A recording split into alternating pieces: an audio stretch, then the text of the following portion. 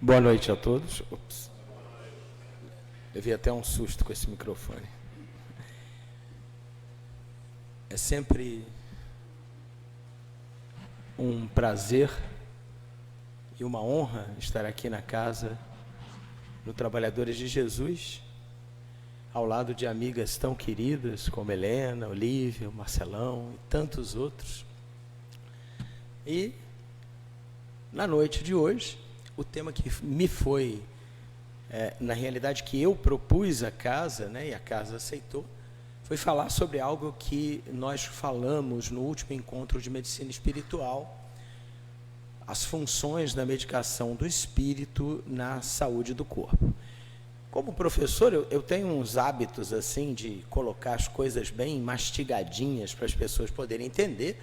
Então, a gente vai falar rapidamente, nos próximos minutos, sobre alguns conceitos importantes, passando pelas intervenções espirituais, as evidências científicas, né, que dão suporte a essas intervenções, falar rapidamente também sobre o magnetismo e os passes espíritas e, finalmente, algumas mensagens aí para vocês levarem para casa, vamos dizer assim.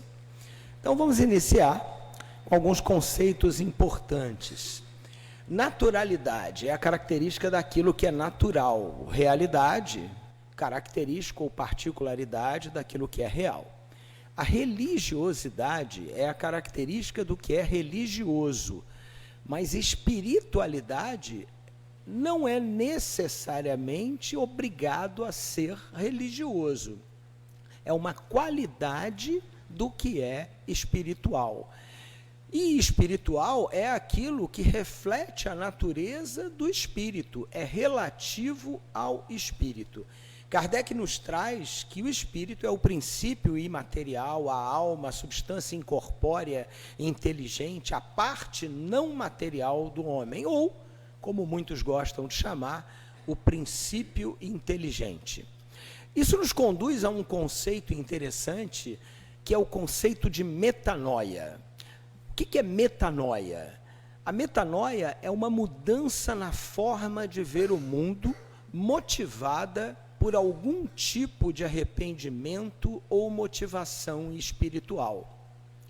E o nosso cérebro, o que é bastante interessante, ele consegue ser treinado a fazer isso, ele consegue aprender a fazer isso. Voltando um pouco à Grécia Antiga, Hipócrates, o pai da medicina, compreendia e sentia profunda compaixão pelo sofrimento dos doentes, tendo feito dos cuidados ao paciente o ponto central da sua filosofia.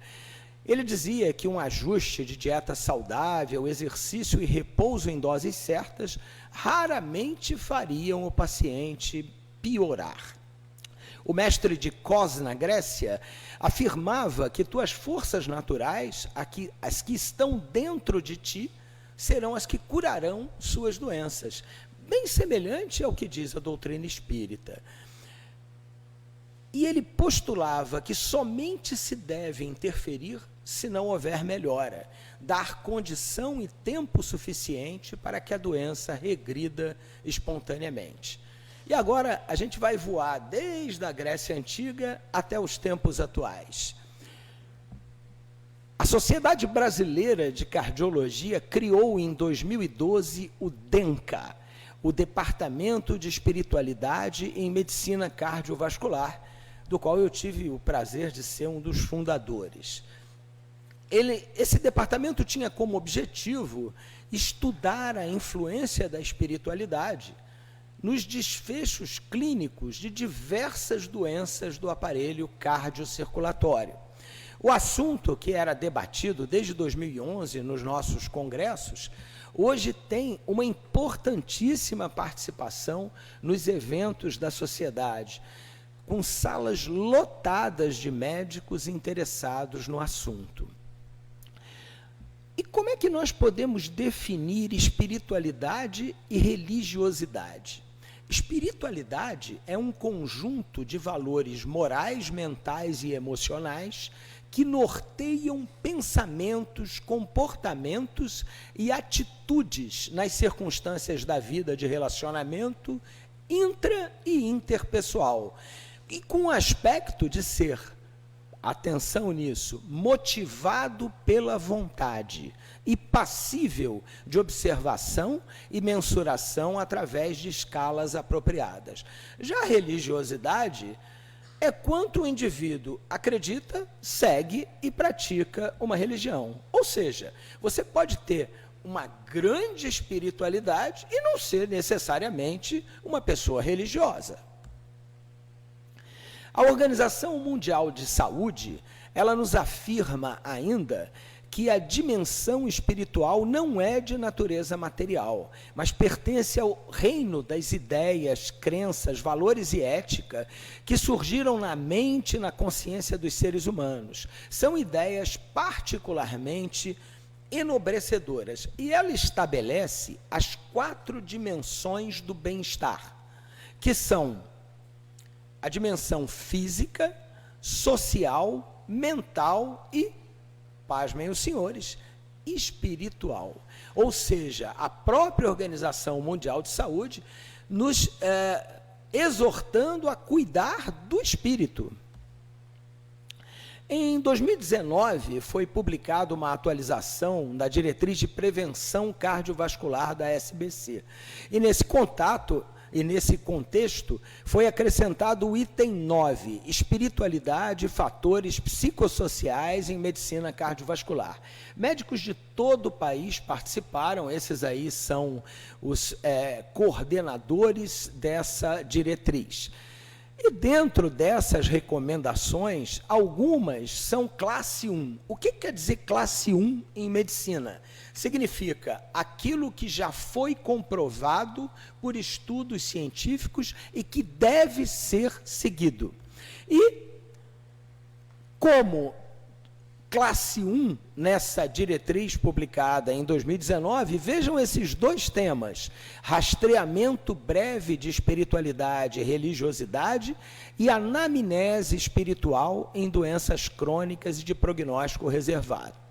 Em outras palavras, a Sociedade Brasileira de Cardiologia recomenda que se faça uma anamnese espiritual, que você conheça o seu paciente como um todo.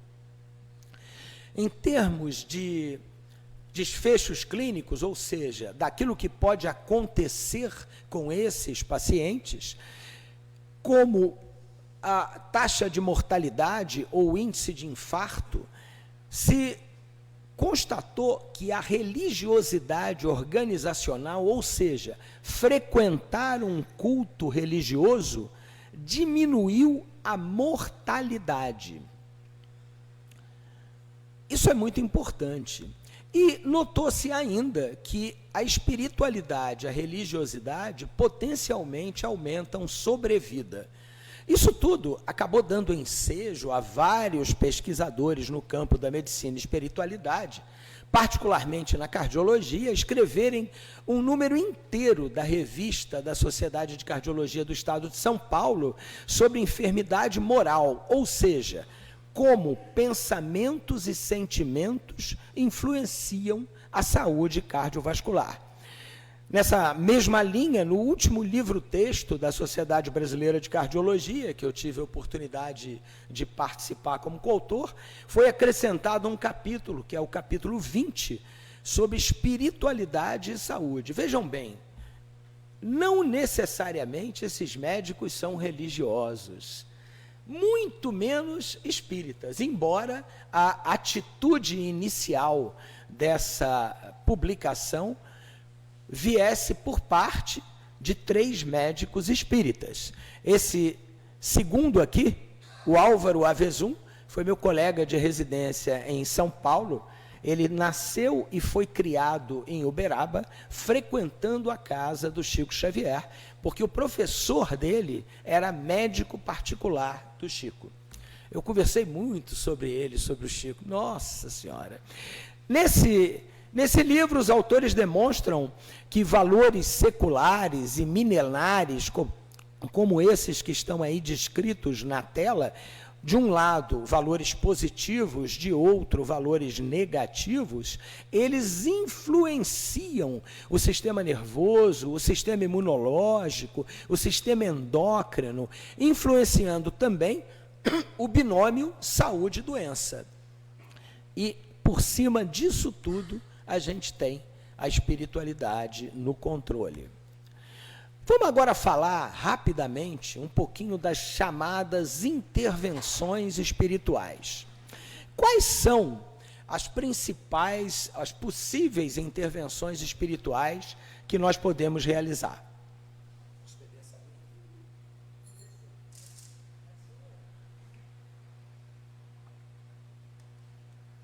A prece, o estímulo ao perdão, bons pensamentos, meditação, magnetismo e passes.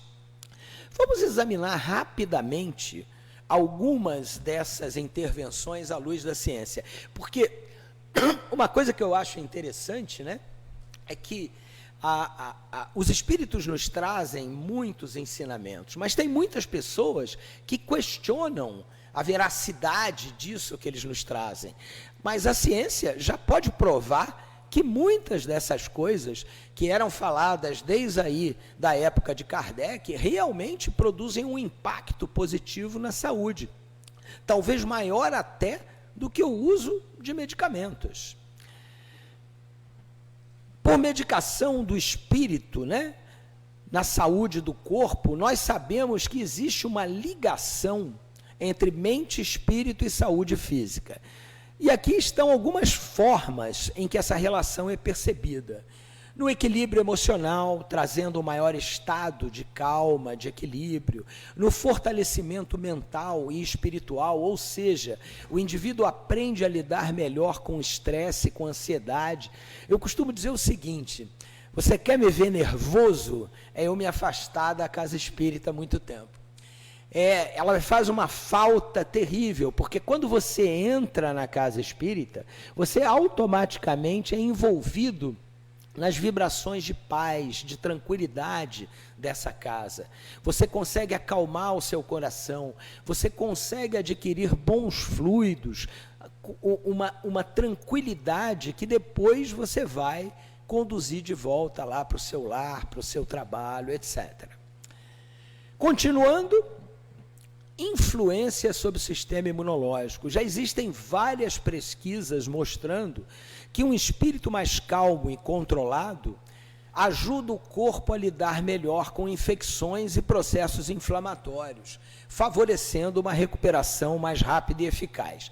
Aí eu vou contar para vocês um casinho rápido de 2 pacientes que internaram para fazer cirurgia cardíaca no mesmo dia, há mais de 10 anos, lá na Clínica Santa Helena, aqui em Cabo Frio. E aí, eles internaram, um deles, ele era igualzinho àquele personagem do Dick Vigarista. Ó dor, ó vida cruel. E ele estava, assim, profundamente deprimido, porque ele tinha que operar, só que se ele não operasse, ele ia morrer. E a outra era uma senhorinha, eu me lembro como se fosse hoje, que parecia que ela estava indo para uma festa. Estava maquiada, cheirosa, bonita, toda de saltinho alto e tudo. Os 2 foram operados no mesmo dia. Os 2 sobreviveram, mas a senhora, em uma semana, estava em casa. O cara ficou 1 mês no hospital. Teve todo tipo de complicação que ele podia ter. Ou seja, é mais uma vez o pensamento, a atitude positiva influenciando no resultado de um procedimento médico.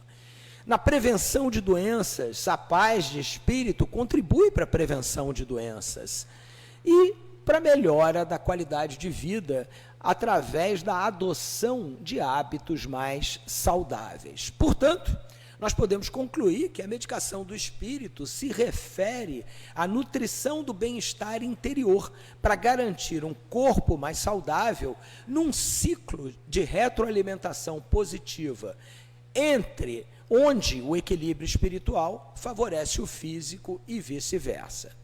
E agora, eu vou trazer para vocês alguns poucos estudos que comprovam isso que eu acabei de dizer. Por exemplo, as diretrizes brasileiras de hipertensão arterial sistêmica. Eu não vou nem pedir aqui que levante a mão todo mundo que tem pressão alta, porque mais da metade do salão pode vir a levantar a mão. É uma doença muito comum, né? Muito comum, e ela é potencialmente controlável. A espiritualidade reduz a pressão arterial diastólica. O que é isso? Sabe aquele 12/8, 13/8? O 13 é a sistólica, o 8 é a diastólica. Isso se refere apenas a uma fase do ciclo cardíaco que a gente consegue escutar com o estetoscópio quando vai aferir a pressão arterial. O perdão, ele foi associado em diversos estudos clínicos a menor pressão arterial diastólica e menor probabilidade de ocorrência ao longo dos anos de hipertensão arterial. A frequência religiosa associou-se à redução da pressão arterial diastólica, mas não tanto em relação à pressão arterial sistólica.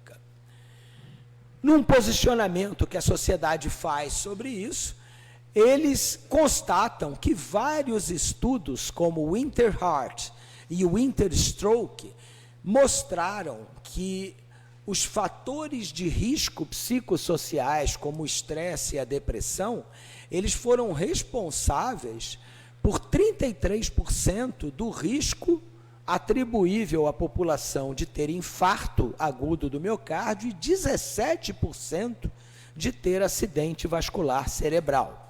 Então, do ponto de vista prático, alguns estudos mostraram a redução de eventos cardiovasculares e mortalidade nos indivíduos que tiveram práticas relacionadas à espiritualidade e religiosidade. Ou seja, ser espiritualizado, ser religioso, está associado a uma taxa de mortalidade menor. E isso está provado. E não é só aqui no Brasil.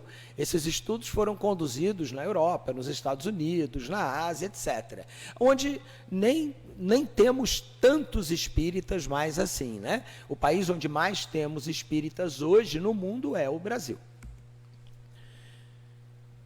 Existe um estudo muito importante que foi realizado, uma compilação de vários estudos, que foi publicado numa revista médica importantíssima, a JAMA Psychiatry, em 2020, sobre resultados de várias intervenções para melhorar componentes sociais, emocionais e espirituais. E esse estudo, que envolveu 29, essa meta-análise que envolveu 29 estudos, 13 para regulação emocional, 15 para espiritualidade, na realidade 16, né, são 29 no total, envolvendo 7.096 pessoas com doenças as mais diversas, psiquiátricas, físicas e da comunidade, mostrou que nas intervenções de espiritualidade foi que se observou o melhor efeito em relação à mortalidade, a doenças psiquiátricas, a doenças físicas nesses pacientes. Além disso, essas intervenções, elas mostraram melhora em todos os tipos de doença, nas mentais, nas físicas e nas doenças de comunidade. As epidemias comportamentais de solidão, suicídio e abuso de opioides apontam para uma necessidade crescente de intervenções que aumentem a sabedoria para promover o bem-estar. Nesse outro estudo que eu vou lhes mostrar, que é um estudo clássico na medicina que se chama o Estudo de Saúde das Enfermeiras, o Nurses Health Study, conduzido em vários centros nos Estados Unidos e coordenado pela famosa Universidade de Harvard. Ele avaliou as taxas de suicídio em enfermeiras que frequentavam ou não um serviço religioso. E avaliou e seguiu por 14 anos quase 90 mil enfermeiras. E Eles constataram, como vocês podem notar aqui no gráfico, que as taxas de suicídio naquelas pessoas que frequentavam uma vez por semana, ou mais do que uma vez por semana, um serviço religioso qualquer, eram menos da metade do que as taxas de suicídio naquelas pessoas que não frequentavam serviços religiosos, mostrando a importância de você buscar a religiosidade, a espiritualidade, não importa qual seja a religião. Chamo a atenção para que nesse estudo as religiões analisadas foram apenas a religião católica e a protestante. Em resumo, o trabalho mostrou que ir ao serviço religioso uma vez por semana ou mais gera 5 vezes menor taxa de suicídio comparado com nunca frequentar um serviço religioso. 5 vezes menos. Em outras palavras, né? É importante que nós estimulemos os nossos jovens a, desde cedo, procurar se ligar a Deus, de alguma forma. Desse mesmo estudo, ao analisarmos a associação entre mortalidade e frequência a algum culto religioso, em 75 mil mulheres, desde 1992, observamos que ao longo de 20 anos, as mulheres que frequentavam cultos religiosos tinham 33% menos chance de morrer do que aquelas que não frequentavam. Isso é algo extremamente significativo. Um terceiro braço do Nurses Health Study analisou a relação entre otimismo e mortalidade em 70 mil mulheres ao longo de 8 anos.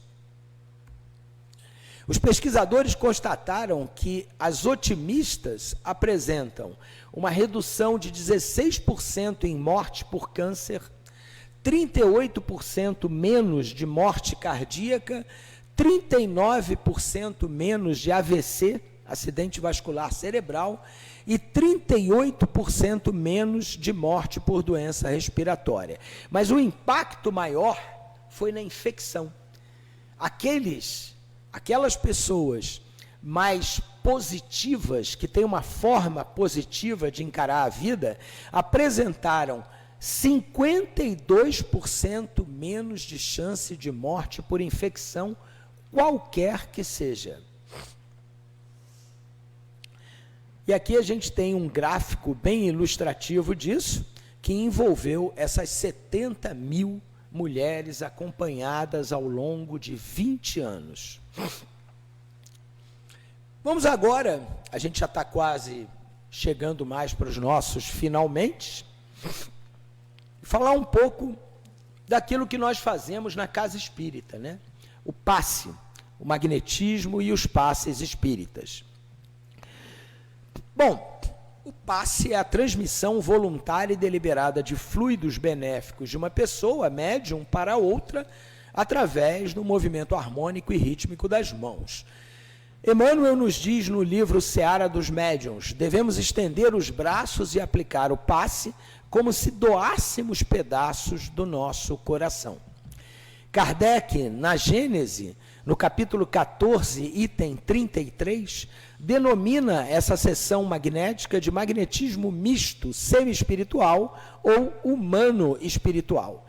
Ele também é chamado de passe espírita ou passe espiritual indireto, que é o que se realiza aqui em nossa casa, né? No Centro Espírita. Ele resulta da combinação de fluido humano do médium com um fluido espiritual que provém do espírito. André Luiz explica que o médium, embora forneça seus fluidos, na realidade, ele é um intermediário entre o espírito que o assiste, que é o verdadeiro magnetizador, e o enfermo.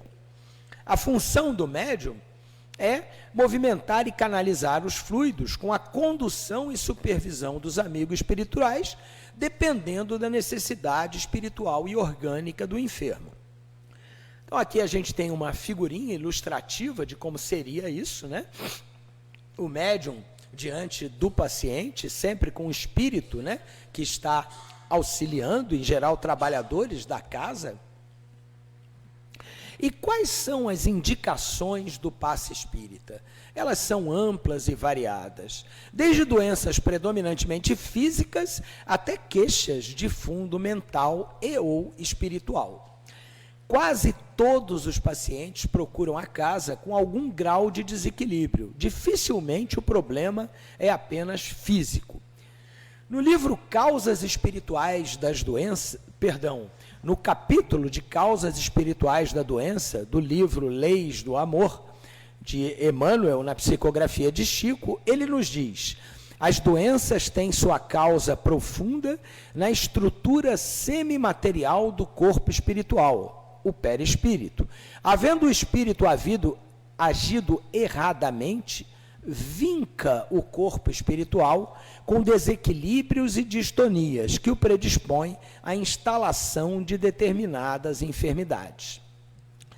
Um grupo de pesquisadores brasileiros, liderados por um colega médico, o professor Giancarlo Lucchetti, que era da Santa Casa de São Paulo, publicou um estudo sobre o efeito do passe espírita no crescimento de culturas bacterianas.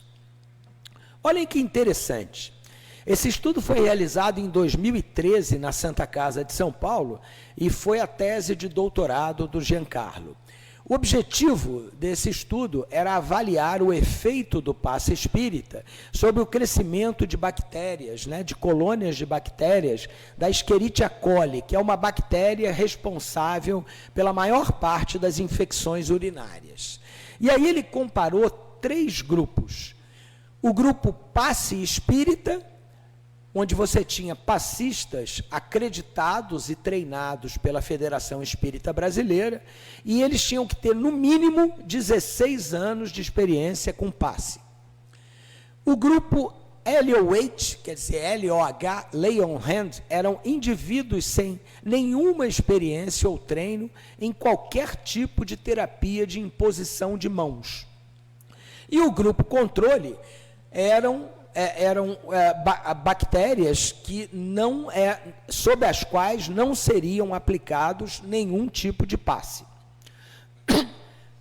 O que eles fizeram? Eles pegaram tubos de ensaio com culturas de bactéria e distribuíram nesses 3 grupos por sorteio, aleatoriamente. E mediram o crescimento bacteriano 2 dias depois do passe e 1 semana depois do passe. E olha o que eles notaram. Além disso, eles avaliaram os passistas por questionários que mediam seu bem-estar físico, espiritual, sensação de felicidade, paz interior. E olha só os resultados que interessantes. Depois de 2 dias, houve uma redução significativa no crescimento bacteriano no grupo passe em relação aos outros 2 grupos. Em estatística, quando a gente tem o valor de P, se esse P é menor do que 0,05, significa que o resultado é favorável à intervenção. E vejam que o P aqui foi 0,001, ou seja, muito inferior a 0,05. Após 1 semana, os resultados se mantiveram com um P ainda estatisticamente significativo. Os passistas espíritas também se mostraram significativamente melhores do que os não passistas em relação a todos os domínios pesquisados: bem-estar físico, paz interior, sensação de felicidade, etc. E isso foi medido por questionários específicos validados internacionalmente. Além disso, bactéria não sofre efeito placebo, né, pessoal? Bactéria é bactéria, ou ela cresce ou não cresce. E o que se demonstrou foi que diminuiu significativamente o crescimento quando os passistas aplicaram o passe espírita sobre as colônias de bactérias. Em conclusão, esse trabalho nos mostrou que o passe espírita foi capaz de efetivamente inibir o crescimento de culturas bacterianas em comparação com os outros dois grupos. O impacto desses achados em relação a outras terapias de imposição de mãos, como o Reiki, por exemplo, merece maiores investigações. Mas um outro estudo conduzido no Brasil, o Brasil é pioneiro nisso, e publicado numa importante revista no interior, avaliou o efeito da terapia energética passe espírita na redução da ansiedade em voluntários. E isso foi um ensaio clínico randomizado. O que quer dizer um ensaio clínico randomizado? É o seguinte, pessoal, quando você vai fazer um estudo científico, você tem a probabilidade de uma coisa chamada viés ou vício. Esse viés ou vício pode estragar todo o resultado do seu estudo.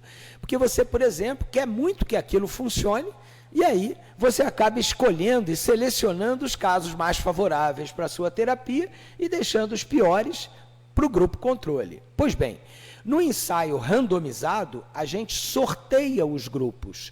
E quando você sorteia, você acaba com o viés de seleção. Então, esse foi um estudo clínico randomizado, ou seja, foi por sorteio. E o que os pesquisadores fizeram? Ele foi conduzido na Unesp, né, a Universidade do Estado de São Paulo, que fica em Botucatu, no interior, e elaborado porque existem muito poucos trabalhos publicados nessa área. Eles queriam avaliar a eficácia do passe na redução de sintomas da ansiedade. Só que não basta você chegar assim e dizer assim, ó, eu sou ansioso, ó, eu sou mais ansioso que ela, do que ele. Não.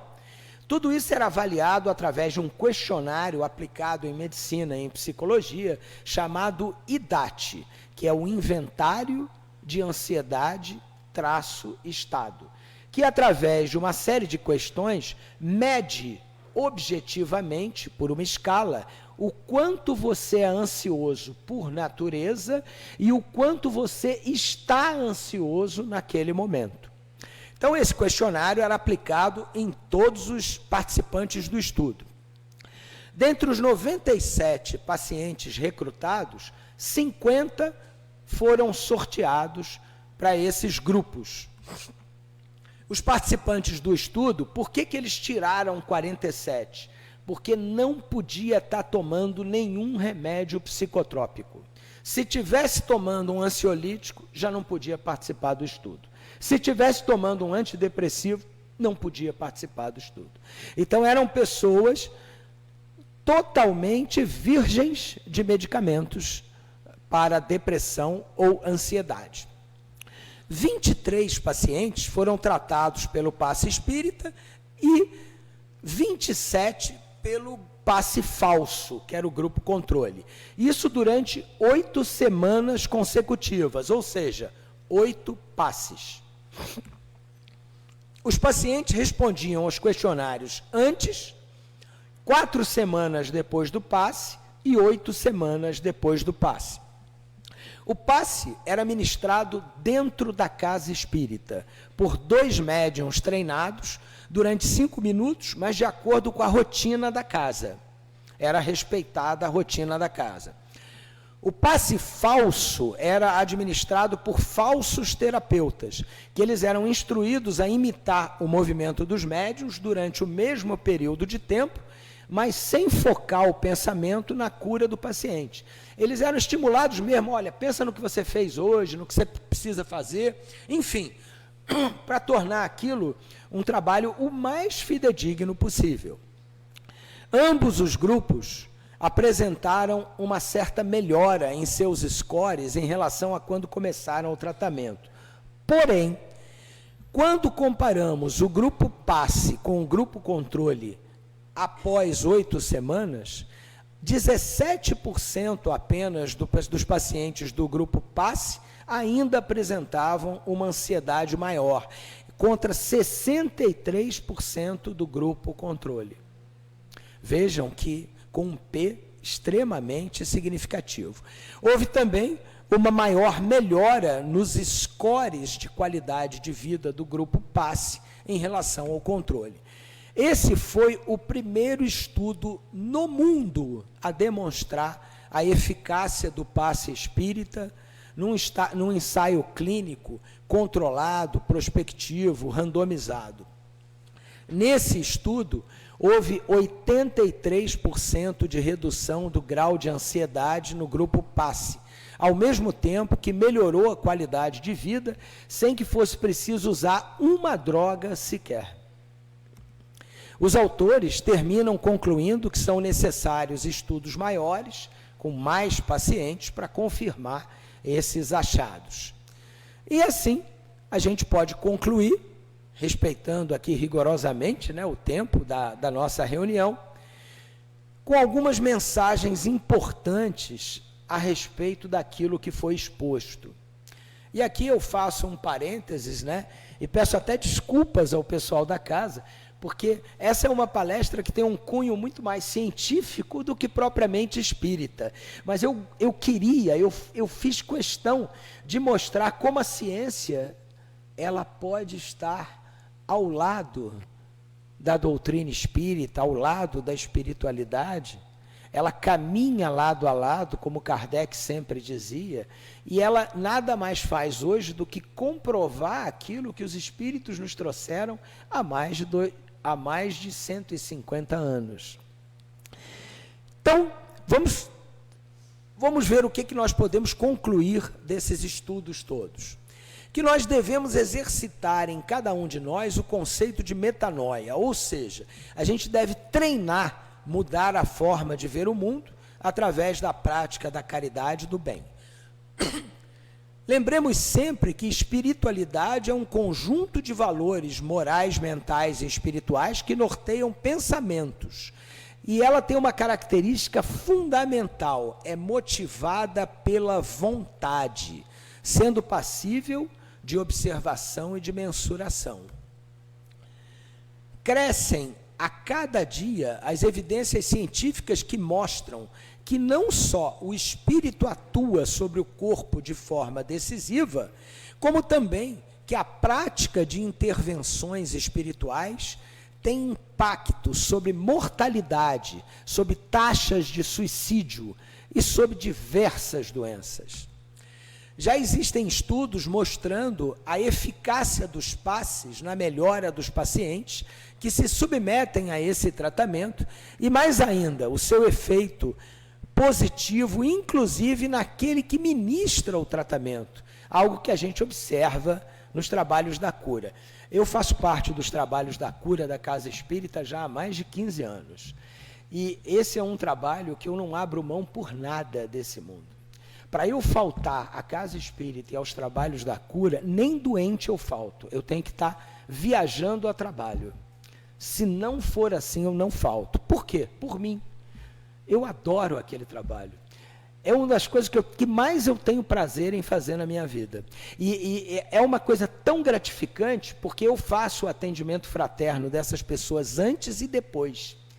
E a mudança nelas é unbelievable, é inacreditável. É um negócio que até hoje eu fico surpreso. Como médico, no início eu me recusava a acreditar. Eu falei, não é possível, gente. Mas não é possível. Mas muda muito, muito, muito. É uma coisa absurda a forma que muda. Então, é algo que eu acredito profundamente. Profundamente. E como nos diz um dos mentores da nossa casa, o Dr. Herman, no dia em que a medicina entender que a doença é a exteriorização de um estado d'alma, todos os médicos identificarão a origem do problema a partir da doença que a pessoa apresente. E aí, meus amigos, muita paz para todos. Conseguimos terminar dentro do horário, minha querida Olívia.